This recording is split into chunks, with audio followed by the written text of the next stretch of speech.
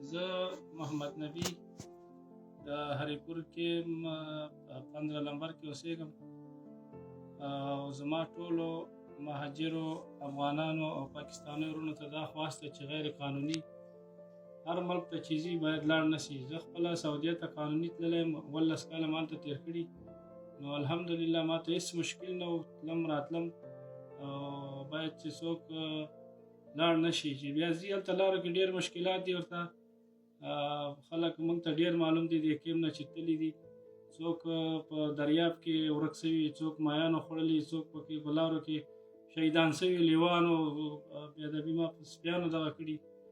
نو غیر قانوني باید چې لاړ نه سي، قانوني په هره دغه وي که نه لاړ سي. نو زما ټولو ته دا خواست ده او قانوني شکل باندې سړی باید لاړ سي. هلته پیسې مو لګوي 100-150 لکه روپۍ او دلته د کور هم مشکلات دي او تا ته هم مشکلات دي، 2-3 کاله هلته بیا پروت دی، تا ته نه قبولي درکوي، نه د کار سیسټم برابر وي. که قانوني لاړ سي نو په ډایرکټ به تا ته کار هم میلاویږي، تا ته مشکل به هم نه وي. نو ما ټولو ته دا خواست ده چې باید دا لاړ سي، قانوني لاړ سي.